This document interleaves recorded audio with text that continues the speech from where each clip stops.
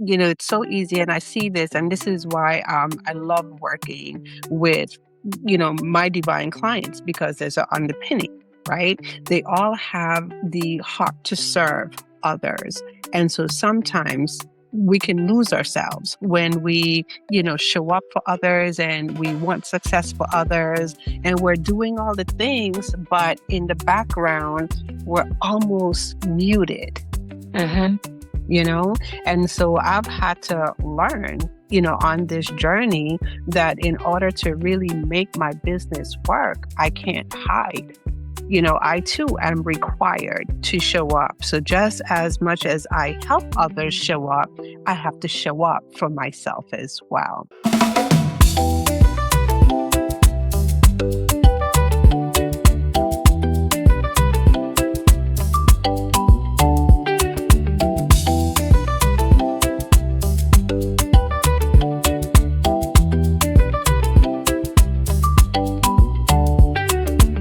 Welcome to Going Beyond the Image. I'm your host and founder of Gobi Marketing Group, Loanne Lake. In each episode, I sit down with leaders and executives who are walking their talk, who understand that branding is behavior, culture, and service, both inside their organizations and out in the community. These are conversations about what it takes to build trust, inspire teams, and create meaningful impact in today's world. So whether you're leading a company, a nonprofit, or a movement, this show will help you to reconnect with why you're doing the work that you do, how it connects to who you are, and how you show up with intention in every space you occupy as a leader. So let's get started. Today, I'm joined by Turiya Hodge, founder of Myabah Consulting Services and creator of the Serve, Share, Shine movement. Turiya helps purpose-driven women entrepreneurs move from being overlooked to becoming visible, confident, and aligned in how they show up in the marketplace. Through brand strategy, messaging, and storytelling, she empowers women to own their expertise, share their stories, and attract what she calls their divine client that they are uniquely called to serve. What I love about Turiya's work is that she doesn't simply teach marketing. She helps people to reconnect with who they are so they can show up more authentically in every space they occupy. Today, we'll be exploring the Gobi pillar of grounded identity. And that's what happens when your brand becomes an extension of your purpose rather than a performance for others to see. So let's welcome Turiya. How are you, my friend? Well, thank you so much, Loanne, for inviting me to sit down with you on the Go Beyond the Image podcast. I just love the work that you're doing. I've had the opportunity to catch a few of the episodes. So it's my honor and my pleasure to have this time with you today. Thank you. Well, we're happy to have you. And the viewers are going to see some of the real moments because I'm having some issues with my camera and my line of sight. So hopefully we're able to fix that.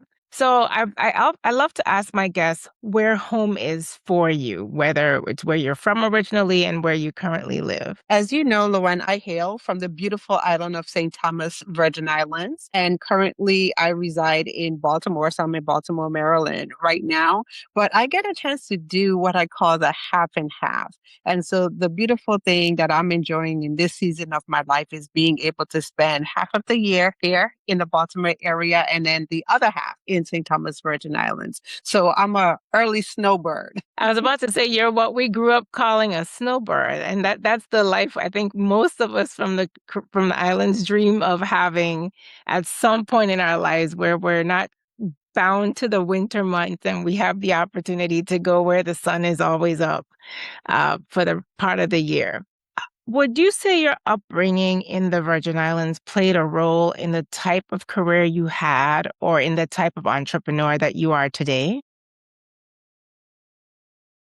The answer to the question is yes. So when we talk about upbringing, being able to just have values and being able to grow up, with a culture that's rich in helping others. So I came from that background. My dad is an educator. I always say is, even though he's retired. And so I've always grew up watching, my dad serve not just in the school system, but others in the community that way with his gifting. I look at my mom, my mom has always been, she always is that person who jumps in right away and say, how can I help? What can I do, for others? And so I think that gave me a strong foundation for the person that I am today.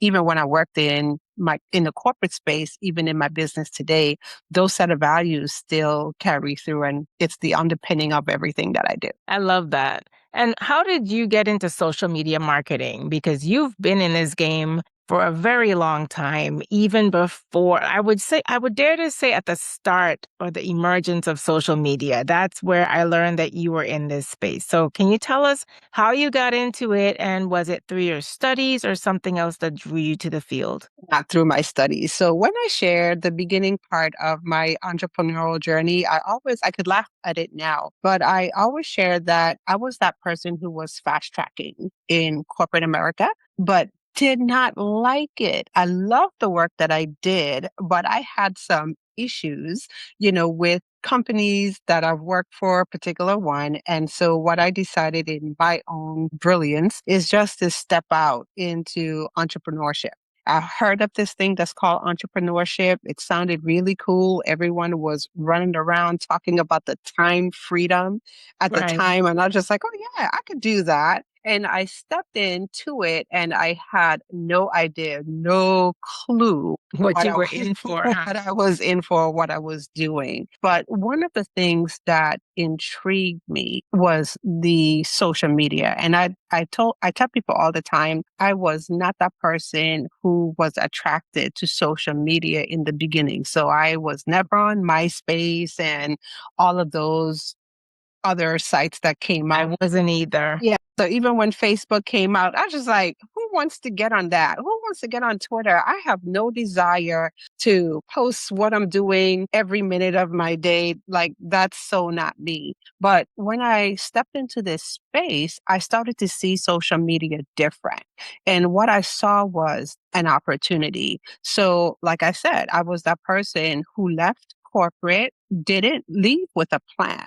So I don't advise people to do that. Have a plan if you're transitioning. So I didn't leave with a plan. So the opportunity that I saw with social media is that it gave me the chance to build, grow, position my business in, just like other players, but it was free. And so I learned to do a lot of things on social that other companies had to pay big dollars for. And Mhm. I was just like, oh, this is going to be something big. And so I came into the social media space when people thought that social media was a trend. Right. It was going to be something that was going to go away. And as I started to learn, these strategies and put in place things that allowed me to grow my business, I just started sharing them with other entrepreneurs. And that's how I literally got started in social media. It just intrigued me. Wow. Well, that's great. That is really wonderful. And, I chuckled to myself when you talked about MySpace because I never did any of those things either. And quite frankly, when Facebook came out, I remember everybody was or maybe it was Twitter. Everybody was posting food. And I couldn't get with it. It was either cats or their food. And I had zero interest in either. I feel as though I forced myself to learn it. Maybe I think I came on the scene about 3 or 4 years after Facebook was already launched because I realized that if I didn't learn how to do it, I would become obsolete in my career. So I am such a late adopter. Like I was dragged to the game just so I could stay current. But I smiled when you said MySpace because that was early 2000s, I believe. Thousand. People were doing, like I said, a lot of things. I could consume cat videos. I love cat videos. I still watch cat videos, but to just give people the opportunity to see my life from every, aspect of it, I was just like, oh, that's not me. So I too felt that it was intrusive. But one of the Hmm. things, like I said, that I picked up on is that as an entrepreneur, like I noticed that I was doing a lot of things, particularly networking. and going to networking events, driving from place to place. And what really stood out for me is that people were literally checking me out after Really? networking events. Yeah. So, Okay. and I share this story all the time. So please allow me to share it very Yeah. briefly.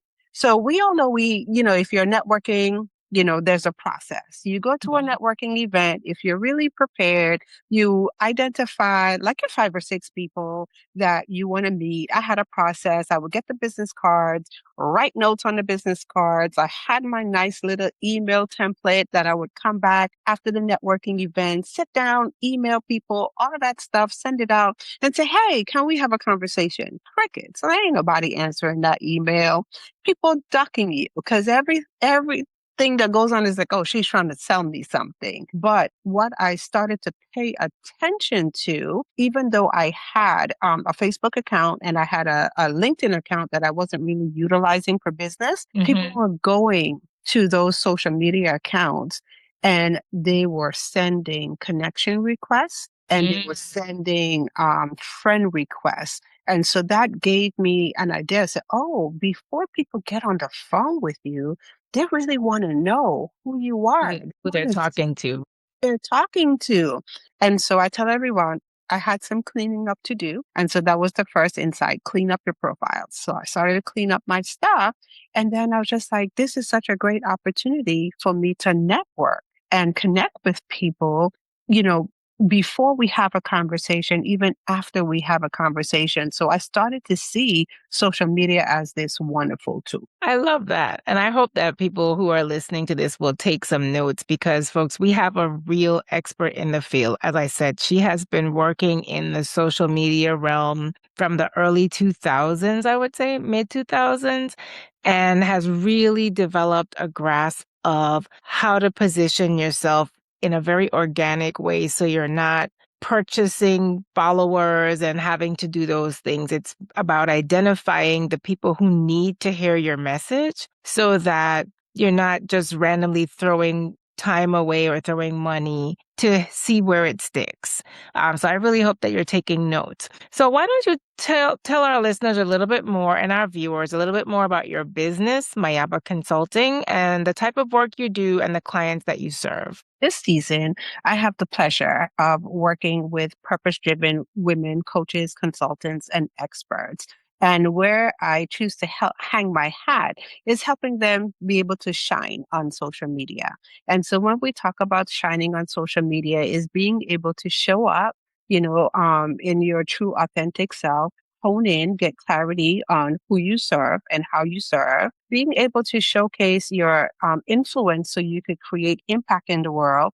And then my favorite is to be able to nurture and build relationships and ultimately create relationships or experiences around our branding. And so I get a chance to really work with women, like I said, to show up in their authenticity, not just take a look at social media as just one thing or another thing that they have to do in their business, but how do you really use it to become attractive? How do you really use it to attract those people that you are purposed to serve? How do you get your messaging out into the marketplace? And so this is the fun thing that I get a chance to do because I know there's a lot of head stuff that goes on. People think it's just a technology. It's not just technology, is the stories, is the limiting, thoughts that we have in our mind. Because once again, especially if you're a woman over 50, you're really not accustomed to this type of exposure that social media brings. And so Yes. a lot of women tend to what I call hide or tend to shy away because they really don't understand how to use the platform. So I get the pleasure to work with women through that. Yes. And you hit on something very true because, we hear a lot about the different generations. I think Gen X, we're the first ones to kind of dabble in technology because we were around when the Microsoft Word and all these things popped up. But at the same token, we came from analog technology. It wasn't anything really video. I remember the days when I was on the phone with my friends in high school saying, I wish I could see who I was talking to, when that hit me some time ago, and I said, well, we're actually living that now. And to the point where I forget to do video phone calls just to chat with people because I'm so used to picking up the phone and talking with it to my ear versus on a camera having just an everyday conversation. And so there are a lot of us who are, as you said, we're so used to doing things either behind the scenes in our lives, or even if we're having careers that are forward facing, it wasn't with a video camera in front of your face where you have to be or feel like you're on all the time. So there is a bit of an adjustment period for sure. So, you present very confidently. And when people see the confident brand strategist and entrepreneur that you are today, they probably assume that you've always known what you wanted to do and you were always this person.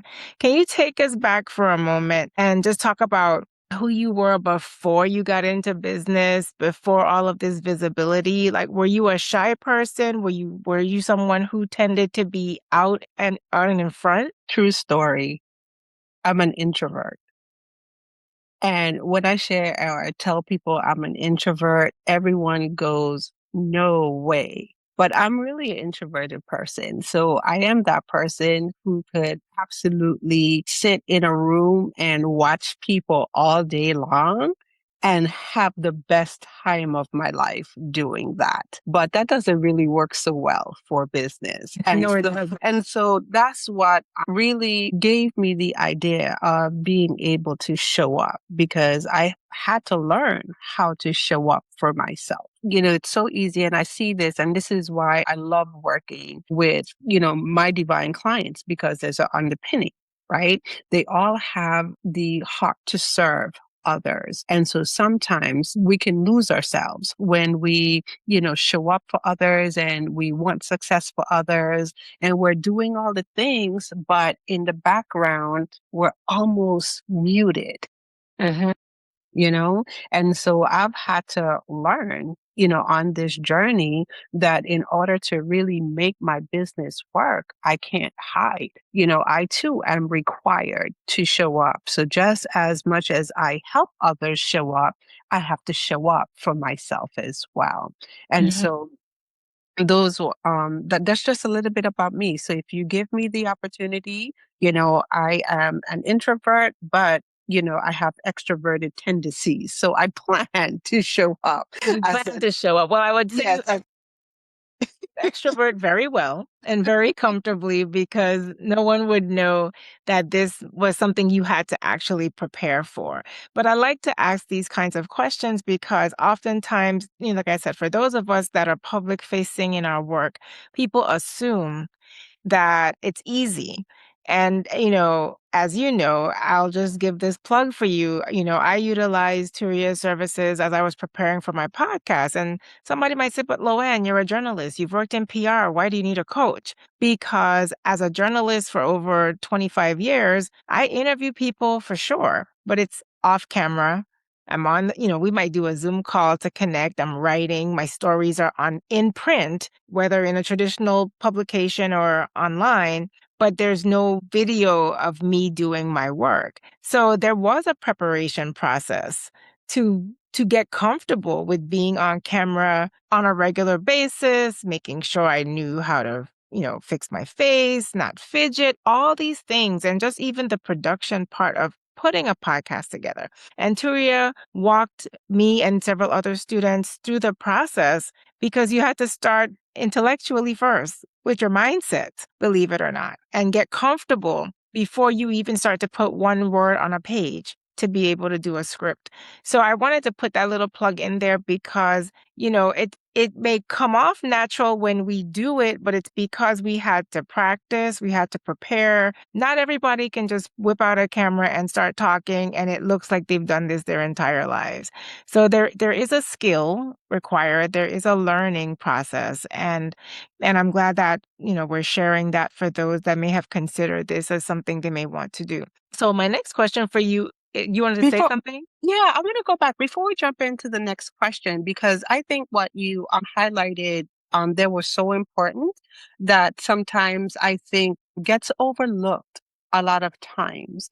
It's not just the preparation, but giving ourselves the opportunity to do something, enough times that it starts to become, natural for us. So I'll share my story with you, Lauren. One of the things that when we reconnected, you said to me, "Oh my gosh, you're so consistent." And I always get taken back when people say those words to me, "You're so consistent."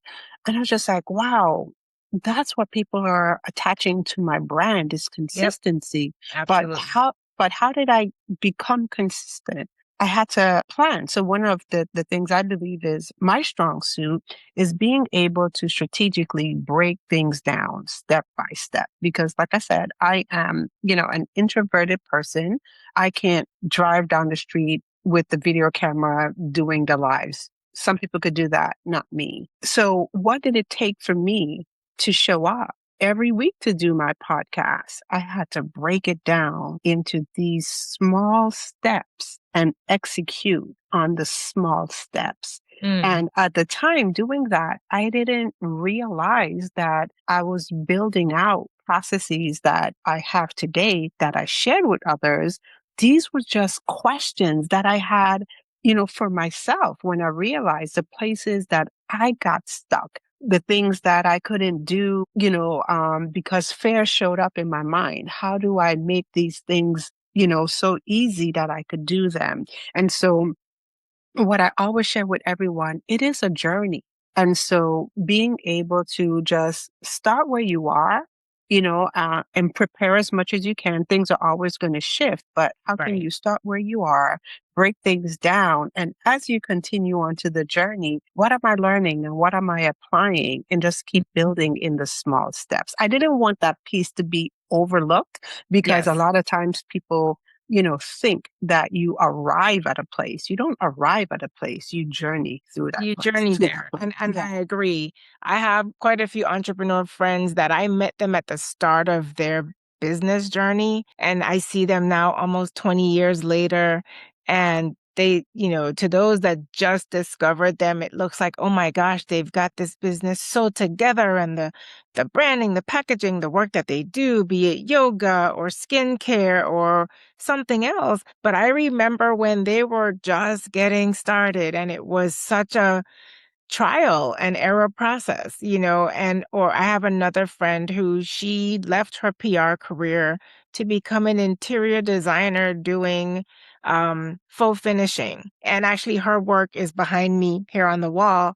And shout out to Leslie Nesbitt of Rhythmic Walls. And she always used to say, life is too short for beige. So she just lives in vivid color. But I remember when she was starting and she was the one that first introduced me to Pinterest. I'm like, what is that? And she just learned and built. But you see her now and her work has been featured on HGTV and she's got murals and things that she's painted and decorated in buildings across the country. Somebody might say, oh, she's so lucky, but there's a process and it takes time. So I'm glad that we're able to highlight that for our listeners. Was there a defining experience or season in your life, Turiya, that forced you to really say, how am I showing up in the world? Do I need to make a shift in my personal brand? True story. I went on a retreat, did a zip line, and got stuck in the zip line. And I was stuck on that zip line about 600 feet in the air for Oh, 6 hours. oh my Okay. word. That experience really gave me an insight to how I showed up. in the world. So I wasn't stuck in that tree by myself. I was stuck in the tree with others, but I was the only one freaking out and losing my mind. I was not a happy camper, and I apologize. I still profusely apologize to anyone who was in that tree with me that I was unkind to on that day. But one of the things, I always have great people in my corner. And I started to unpack the experience with one of my mentors. So shout out to Susan Hart, who helped me uncover this or walk through this. She asked me a question, and it was really a serious question. So you weren't the only person in the tree. You were the only one freaking out, though. So why didn't you ask for help? You know? And that was my first insight that, you know what? I want to show up perfect all the time. Yes. I don't want people to see my mess. I don't want people, because like I said, I'm in the social media space. I have social media Saturdays. I get on and I smile, every week. So no one really had the opportunity to see me in a bad moment. And that was a bad moment. And so that was my first look in the mirror around authenticity, around vulnerability. That moment required for me to be vulnerable, and I couldn't do it. And so I had to really go and study, vulnerability. And I spent some years like just unpacking, what is that? What is it, in my past experiences that didn't allow me to be vulnerable, feeling like I had to show up a certain way to be perfect.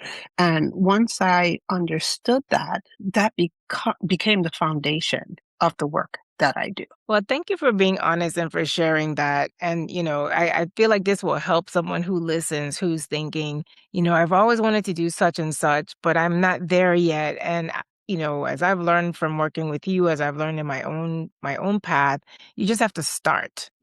Someone sent me a message several months ago. It said, um, just start, you can become perfect later, or something to that effect. And I kept it with me because, like you keep waiting for the perfect time, for everything to align, for all the fear to be gone and all the nervousness to be gone. And it doesn't. I mean, over time, yes, you get more comfortable. But I will say in my first several recordings, I was like a duck. They're calm on the top, but the feet are like this. And I was sweating, but nobody would know it. But I think it's just you making yourself available to people for them to see you as you are. It is a very uncomfortable feeling, but once you start to grow in yourself, it's just, as my producer told me, the reason people like podcasts versus hard news is you don't have to sit there and just not move. You don't have to, because I'd be afraid to fidget or slouch a little. And he's like, but people want to see real people. And the difference between a broadcast and a podcast is that it's you as you are versus having to maintain this set image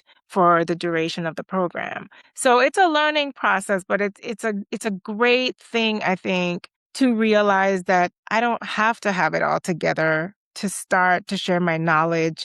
When you go back and watch people who have become the ones that we all follow, they all have that initial footage that's really raw, and probably not the greatest lighting, probably not the right attire or things that would affect the quality of the broadcast, but they put themselves out there anyway.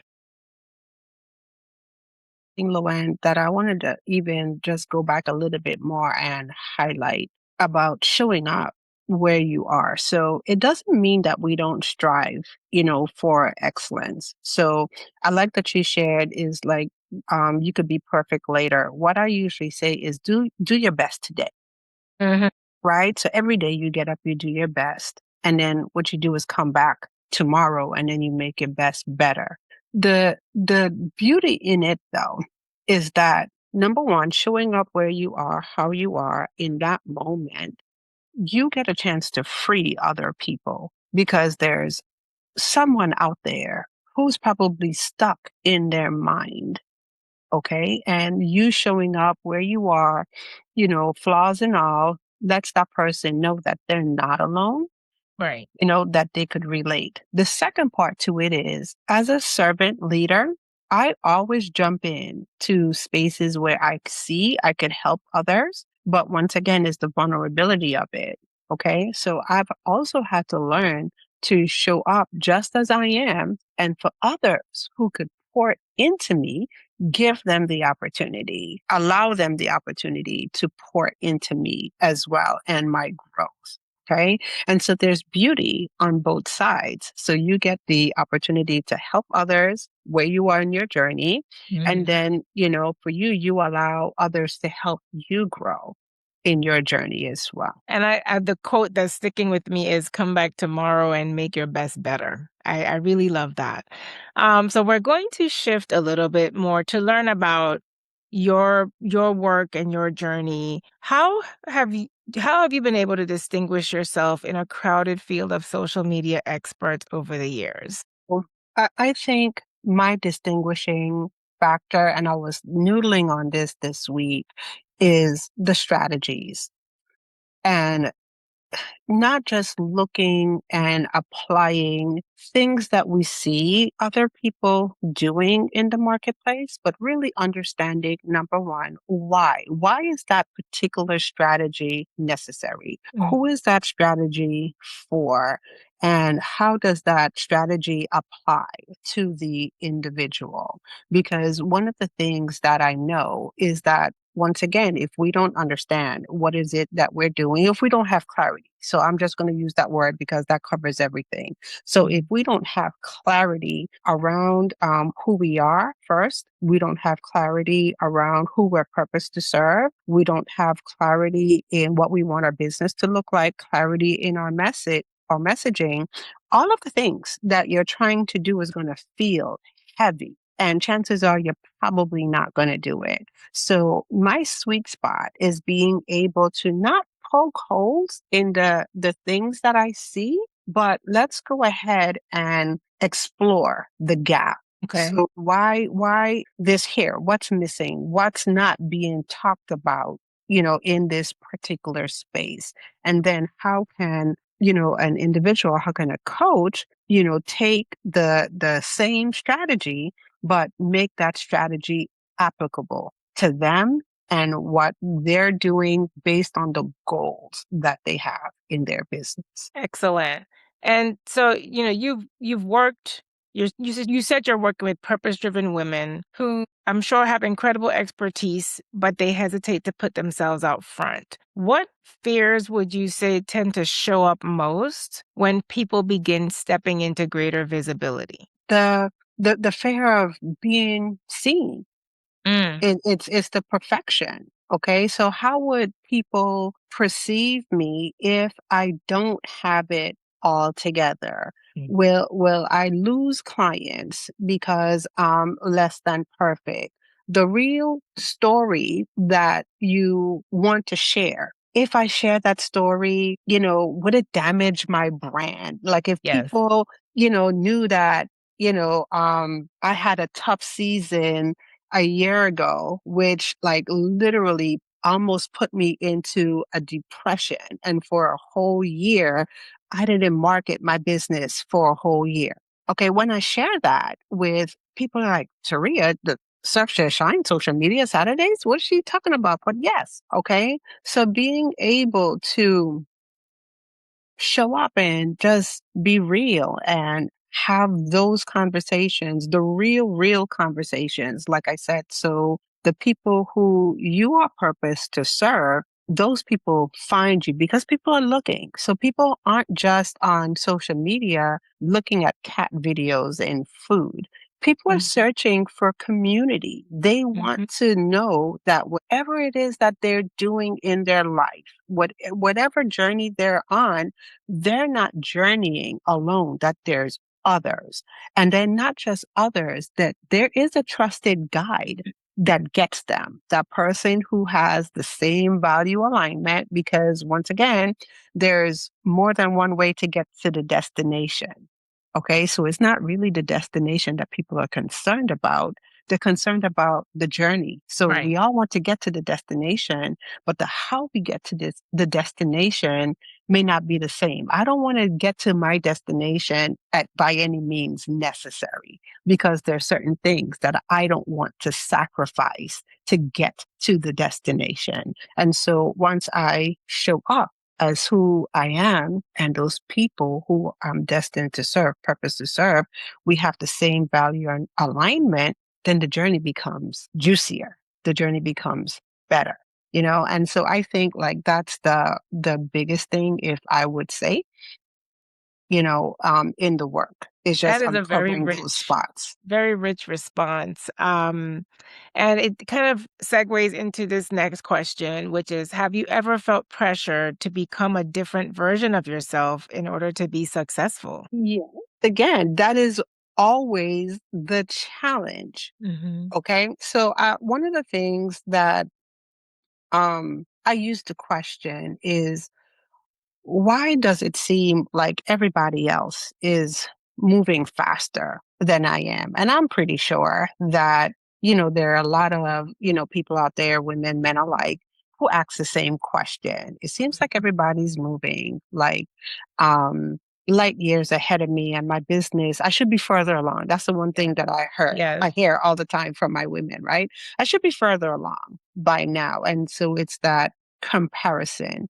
And I too really had to sit back and look at it and say, well, no, I'm building something and I'm building different. Okay. And my picture is not going to look, and I'm okay with that. It's not going to look like somebody else's picture. But you know what? When I get up and I look at my vision, I review my vision every day. How well am I working towards my vision?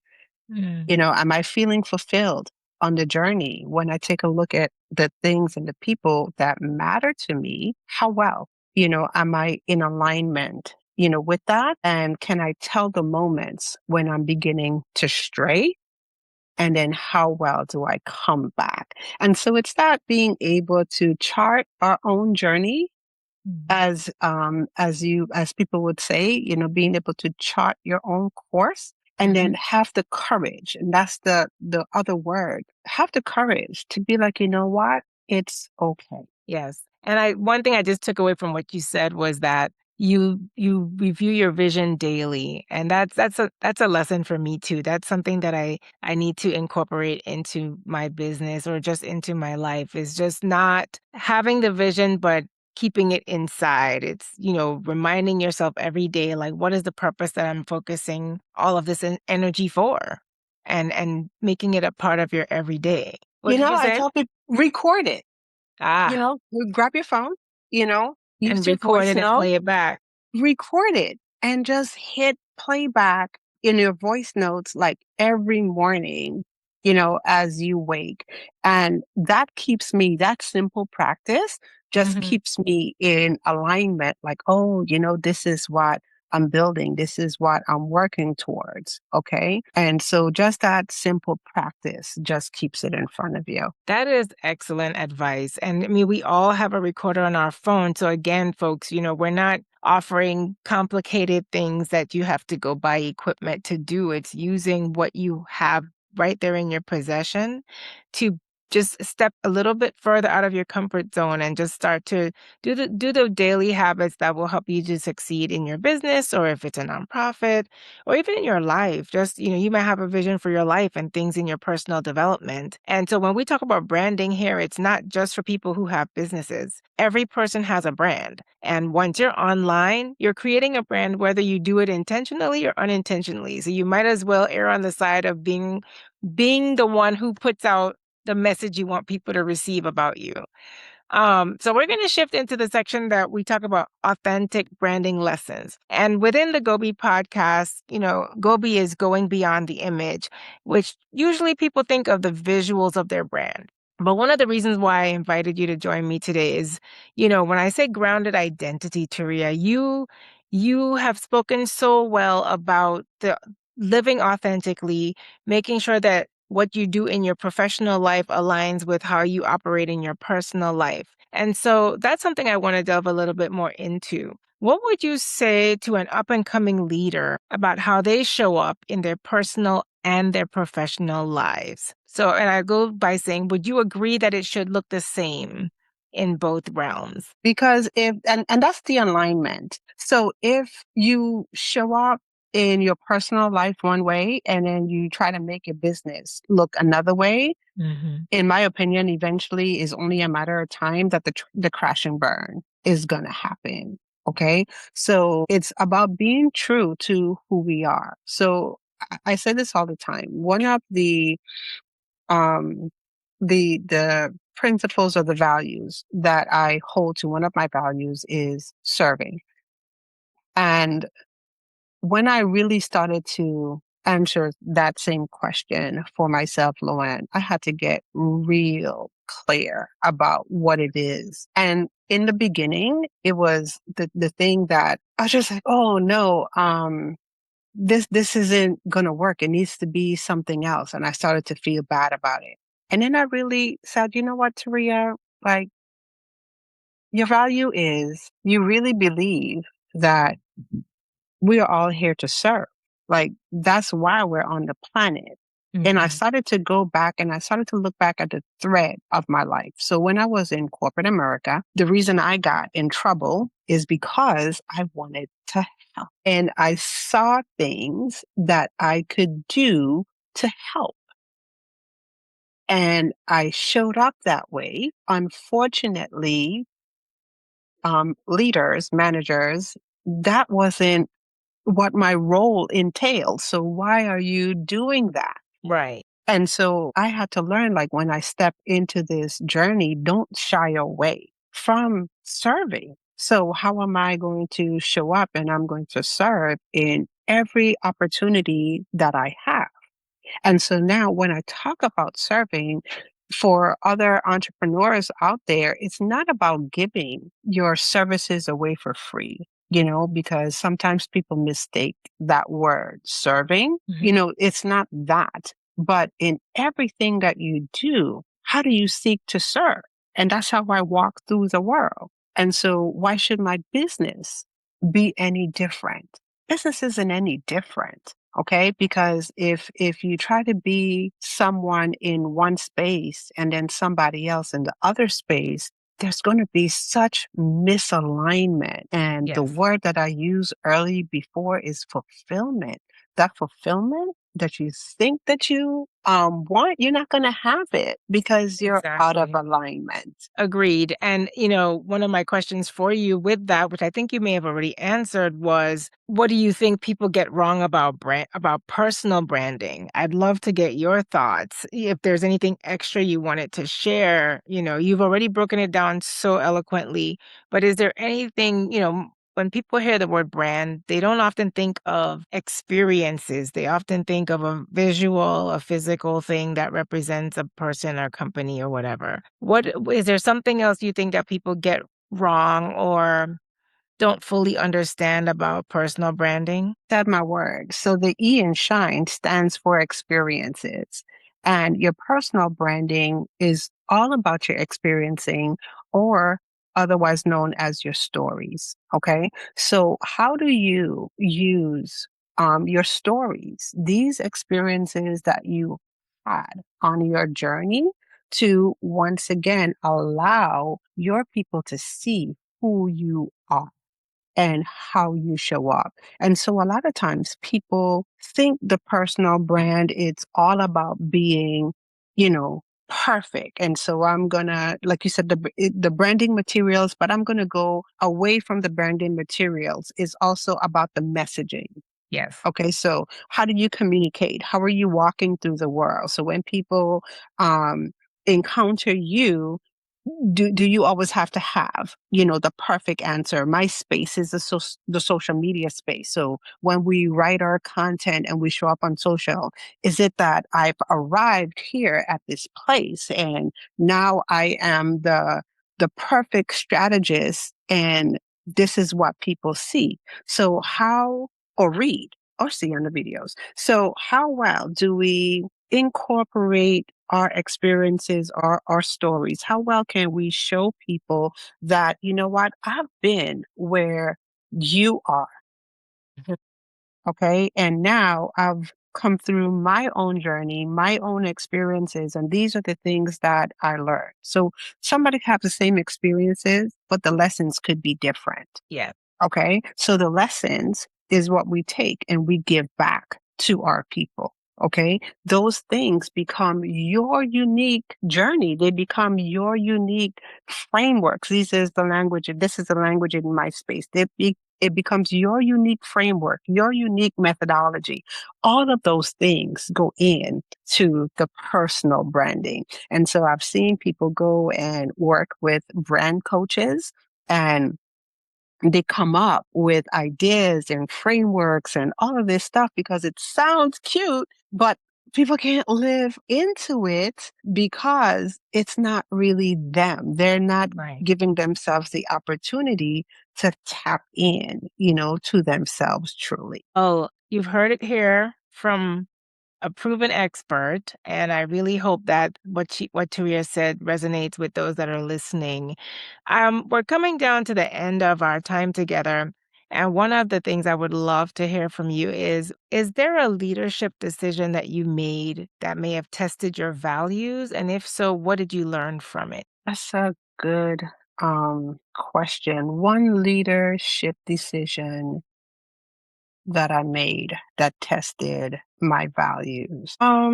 If you ask me, what's coming to mind right now is getting clear on who my people are. So I have a term that I use that's called a divine client, and being able to anchor into that and say, you know what, this is, who I serve, okay? And being willing to say, other opportunities, or yeah, it's not the opportunity for me, and just being okay, with that. And it's a thing that I've learned, like, all opportunities sound good Mm. on the outside, Yeah. but not every opportunity is best opportunity, for you. Because once again, if you are doing something and you're required to be somebody that you're not, and it's taking you away from your value system, then that's not the opportunity, for you. So I've learned to do an assessment. I've learned to take things really slow, like have conversations, okay, and really spend some time thinking, about the opportunity before you say yes to the opportunity. Because there was a time where every opportunity sounded good, and I'd be like, yeah, sure, I could do that. And then I get into the middle of it and I'll be like, oh no, not quite. So just being able to slow down and take that time and make sure that there's value alignment, first of all, and then just knowing who you're called to serve. Well, excellent. And before we go into our rapid fire, I just have one more thing for you. What does living your brand look like when no one is watching? No sleeves. There you go. I'm sitting here admiring the physique. I'm like, Turia is just killing it right now on camera. It's just, and thank you for that. Um, and I asked that question too because, again, and we touched on it before, the tagline for this podcast is how leaders live their brand. And one of the things that led me to using this topic as my first podcast is just watching the news headlines and seeing so many business owners or executives in the C-suite having their company and their revenue and their hard-earned reputation crash and burn because of one slip of judgment or something they may have been doing that they knew was wrong, but they thought they wouldn't get caught on. And it's important in leadership that we do what we ask the people working for us and with us to do. And so, as we've said before, how you show up in the workplace should mirror who you are in your personal life. And granted, we're not saying bring your whole life to work because There may be things in your personal lifestyle that don't need to show up in your career. But what we're encouraging is that you don't have to live a double life. You don't have to become a secret agent to have one persona at home and another persona when you show up in your workplace. We're saying that who you are it should feel so good to you that you want to be yourself. And yes, there are parts of your life that will remain private. But for the most part, if somebody encountered you at work, if they encountered you in your personal life, the feedback would be the same, or it should be somewhere in the spectrum of sameness. Not, wait, what? I don't know that side of that person because when I encounter them, I get X. That's what we're talking about. Not saying that your whole life has to be on display, and everyone's in your business or anything like that, but just that you're not having to be Dr. Jekyll and Mr. Hyde or, whoever your comparison might be in today's terms, that you're almost a new person when you get into one section of your life versus the other. So that's really what we're talking about here today. So Turiya, I have totally enjoyed this conversation. It's been very, very informative and very eye-opening, I think, even for me as a seasoned professional to hear some of your insights. So we're going to close out with our rapid fire segment. I do this with every guest. It's a quick segment called Beyond the Image. So there are no wrong answers, just the real ones. And I'm going to start now. What is one value or belief that keeps you grounded no matter what role or title you hold? Show up to serve. Show up to serve. Okay, excellent. And what is one practice, perhaps, that keeps you aligned with the leader you want to be? It could be spiritual, exercise, something else. What is a daily practice that you do that keeps you aligned as a leader? My daily practice, I have a couple. So definitely it's reviewing my vision. Like I said, I stay in touch with my vision on a regular basis, but I always journal. I journal too, and journaling gives me the opportunity to explore the questions that I have in my mind.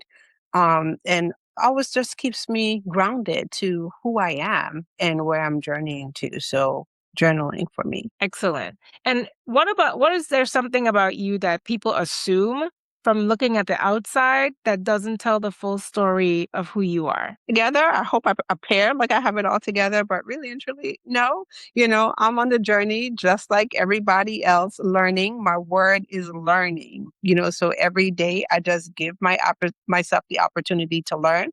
So I always say there's no good, bad, no right, wrong, just what am I learning from the experience? I love it. And lastly, when people experience your leadership or your work as a consultant, what do you hope they remember the most? What I hope that they remember is that they have a safe space when they work with me. You could show up fully as who you are, no pretenses, just having a safe space. And once again, knowing that I journey with you for as long as I'm allowed to journey with you. I'm going to journey with you. I'm not going to leave you hanging. I journey with you. I love that. So you've heard it all here, everyone. If this episode spoke to you, please don't keep it to yourself. Share it with a leader or an emerging leader who might need to hear these nuggets. And don't forget to like, subscribe, and definitely share these episodes with someone else. You can also follow Gobi Marketing Group on Instagram and Facebook at GOBI Marketing Group. Thank you so much for tuning in. Until next time, this is Going Beyond the Image. Be blessed.